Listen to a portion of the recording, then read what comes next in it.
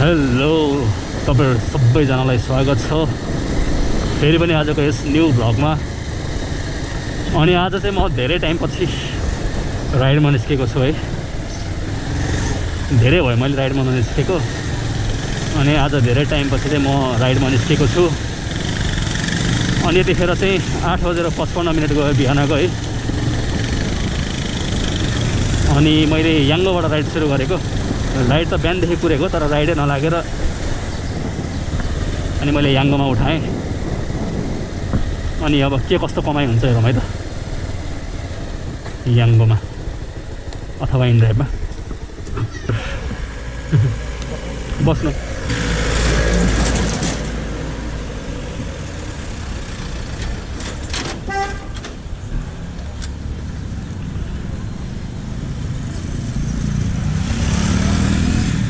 भए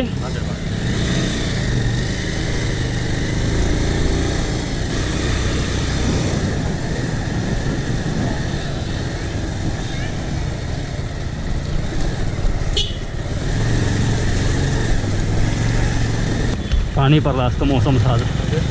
पानी पर्ला जस्तो मौसम छ क्या।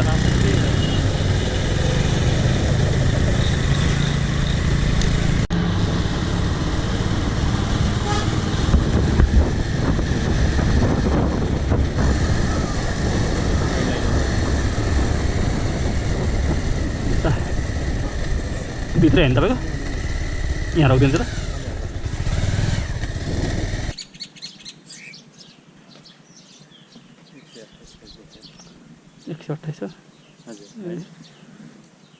म त 53 होइन 128 डिस्काउन्ट हो हाम्रो उ गरी हो। ए हस् धन्यवाद। 130 मेरो फर्स्ट राइड कम्प्लिट भएको छ। याङ्गोमा गरेको जम्मा 130 यार। यस्तै छ है त। अब चाहिँ म इन्ड्राइभै गर्छु होला बरु।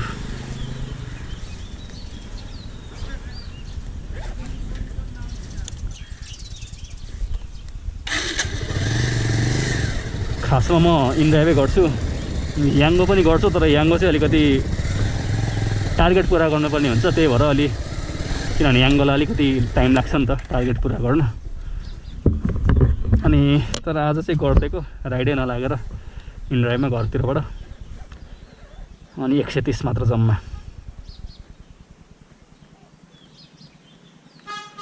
ल ठिकै छ, यस्तै हो अब आइयो होइन। अब म इन्ड्राइभै गर्छु। अनि कति बेला राइड लाग्छ कस्तो राइड लाग्छ हेरौँ है त। ल साथीहरू मेरोमा फेरि पनि राइड लागिसकेको छ है त, सेकेन्ड राइड। म प्यासेन्जरलाई लिन जाँदैछु।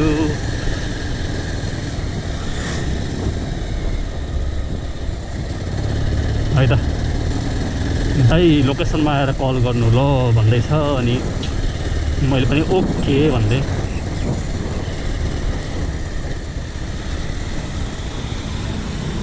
कोही कोही प्यासेन्जरहरू चाहिँ यसरी बुझ्छ क्या मजाले।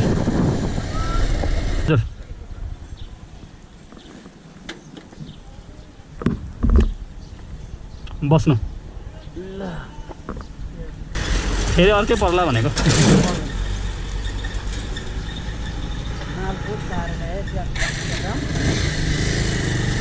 जाम यताबाट निस्किन्छ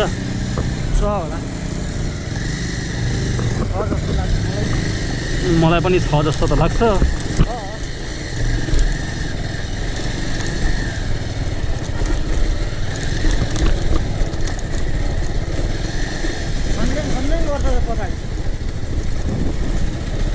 कच्ची बाटो परेर होला।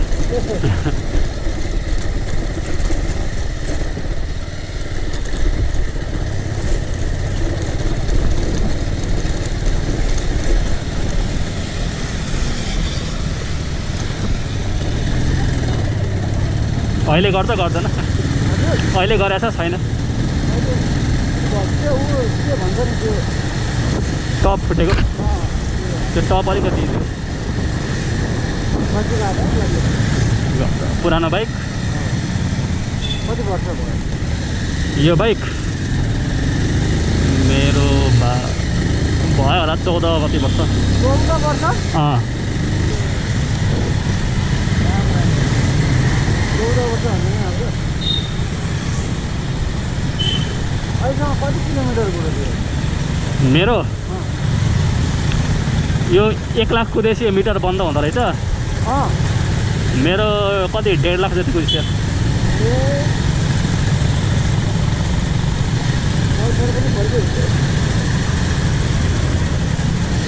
रतन गऱ्यो भने त भइहाल्छ कि यामाको जस्तो बलियो हुँदो रहेछ चलाउनेमा भर पर्छ त्यो पनि अब चाहिँ अब पुरानो भयो अब त अर्कै दिन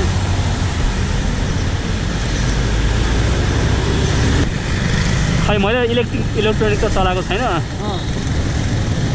तर फाइदै हुन्छ होला सायद त्यो त तपाईँको 70% फाइदा हुन्छ इन्धनमा इन्धन त फाइदा हुन्छ अरू चाहिँ के छ प्र्याक्टिस प्रब्लम हुन्छ त्यसको अलिक राम्रो खाले महँगो परिहाल्दो रहेछ 4-5 लाख भनिहाल्छ प्र्याक्टिस बचाउन सक्यो हुन्छ त्यो फाइदा हो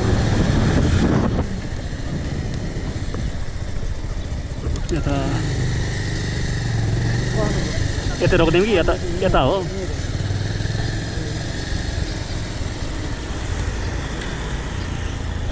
कति भनेको रे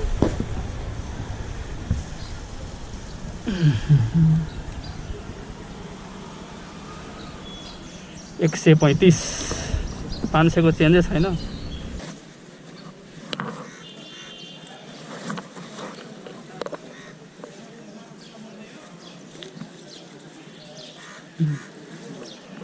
हस् धन्यवाद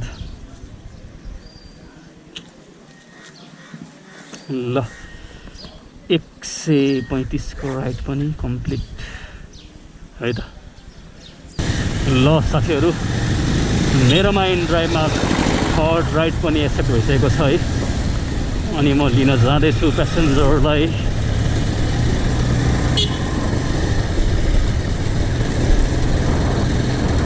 अनि यो चाहिँ जम्मा 97 को हो 5 किलोमिटर छ अनि 5 किलोमिटर छ हैन म 20 रुपैयाँ घटी चाहिँ म राइड उठाउँदैन है हत्तापत्ता अब कोही बेला अलि भित्री लोकेसनमा पर्यो हैन अब बाहिर निस्किन पाउँदै पाएन भने मात्रै हो नत्र भने चाहिँ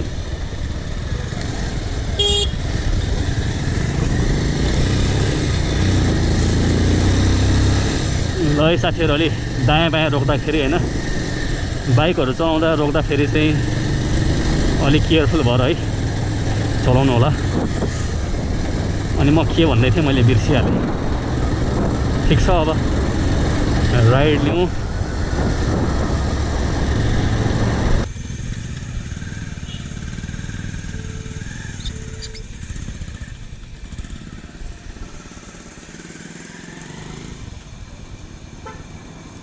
ल प्यासेन्जरलाई कल गरौँ यो पुलमा आएर बस्नु भन्दै थियो है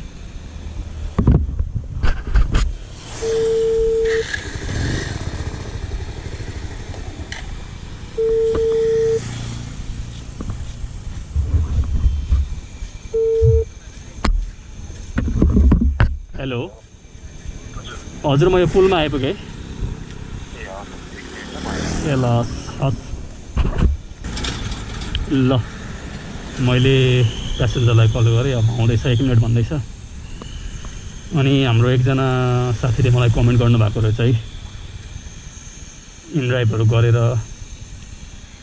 काठमाडौँमा रुम लिएर बस्न सकिन्छ कि सकिँदैन भनेर असम्भव भन्ने चाहिँ केही पनि छैन हैन सकिहालिन्छ तर मेहनत चाहिँ अलिक गर्नुपर्छ अनि अहिले चाहिँ कस्तो सिचुएसन छ भन्दा पहिला चाहिँ अब 2 घन्टा 3 घन्टा राइड गऱ्यो भने अनलाइन राइड है अफलाइन हैन अनलाइन राइड गरे पनि 1000 रुपैयाँ 1200 अब 1500 सम्म कमाउन सकिन्थ्यो क्या त्यस्तो अवस्था थियो भने अब अहिले चाहिँ त्यति चाहिँ 1000 रुपैयाँ त्यति कमाउनलाई नि अब 2-3 घन्टा होइन कि 4-5 घन्टै 6 घन्टै त्यस्तो लाग्ने छ क्या किनभने राइडहरू हत्तापत्ता राम्रो आउँदैन राम्रो रेटको अलि लो रेटको मात्रै आउँछ अब होइन जस्तो आयो नि आओस् लो न आयो मतलबै छैन म चाहिँ राइड आउने बित्तिकै उठाउँछु कुद्छु त्यसो भन्यो भने चाहिँ अब कमाउँला त्यस्तरी तर होइन अब ट्याक्कै अब अहिले आफूले पाउनुपर्ने हुन्छ नि जस्तै अब लो राइडमा होइन कि अलिक फेयर राइडमै भनौँ न, आफूले जति पाउनु पर्ने हो त्यतिमै उठाएर गऱ्यो भने चाहिँ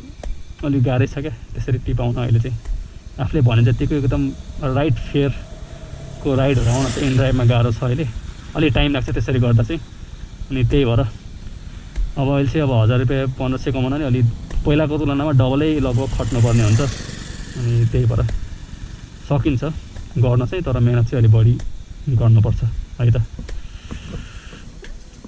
अनि हाम्रो खै त प्यासेन्जर आउनु भएन,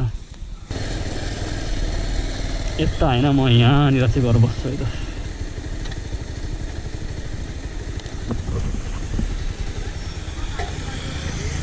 हाम्रो साथी यही हो कि आउँदै गरेको। ल बस्नु, उतै थियो क्या तपाईँको त? उतै हो क्या?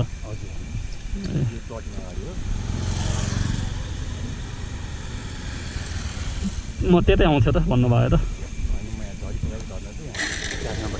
ए भए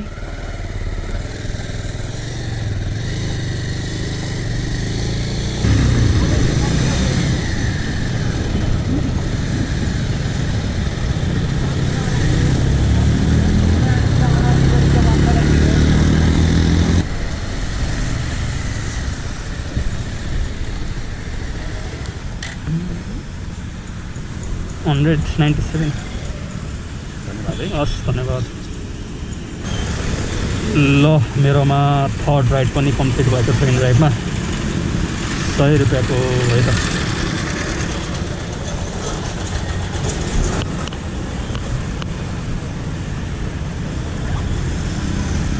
ल अब कतिखेर राइड लाग्छ हेरौँ है त।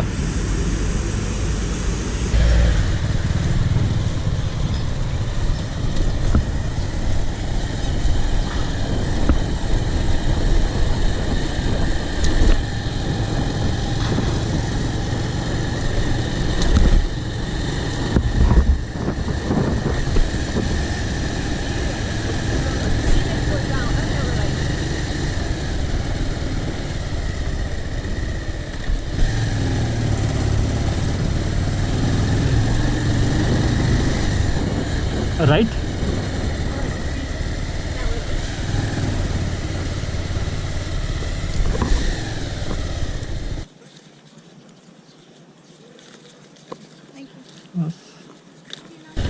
ल मेरोमा इनड्राइभको राइड पनि कम्प्लिट भयो।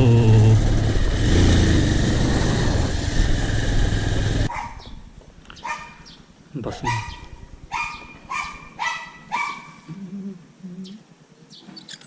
यो लबी मल पछाडि हो।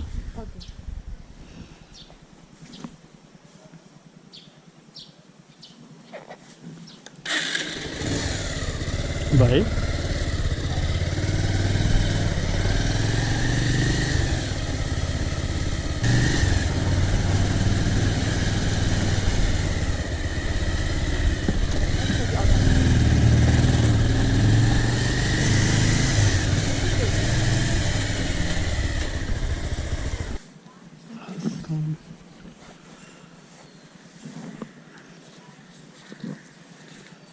ल 100 रुपियाँको राइड पनि कम्प्लिट इनड्राइभमा। ल मेरोमा इनड्राइभमा अर्को राइड पनि कम्प्लिट भयो। अनि अहिलेसम्म चाहिँ 3 राइड, अहिलेसम्म चाहिँ 5वटा राइड मैले कम्प्लिट गरिसकेको छु। अनि यस्तै छ, अलिकति फेयर राइड हुन्छ नि, अलिकति एउटा चाहिँ कस्तो भन्दा यो अलिकति एउटा फेयर राइड चाहिँ पाउन गाह्रो छ। अनि अलिकति अब हुन्छ नि एउटा फेयर राइड अलि पाउनु पनि जति भाडा जस्तै अब किलोमिटरको 20 रुपियाँसम्म पर्ने गरी, अब त्यसरी राइड गर्ने हो भने चाहिँ अलिक टिप पाउन गाह्रै हुन्छ क्या है। अलिक टिप गर्नलाई धेरै टाइम लाग्छ क्या, किनभने अब मान्छेहरूले आजकल जसले पनि लो लो लो रेटमा हानिरहेको हुन्छ नि त। अनि त्यही भएर त्यसरी चाहिँ अलिक टाइम लाग्छ क्या। होइन अब म लो रेट पनि उठाउँछु, जस्तो नै उठाउँछु भन्यो भने चाहिँ अब मजाले पाउँछ इनड्राइभमा पनि होइन। तर यदि होइन फेयर राइड जस्तै अब किलोमिटरको 20 रुपियाँ पर्ने गरी, घाटा नलाग्ने गरी हुन्छ नि, त्यसरी गर्ने हो भने चाहिँ अलिकति टाइम लाग्छ है त।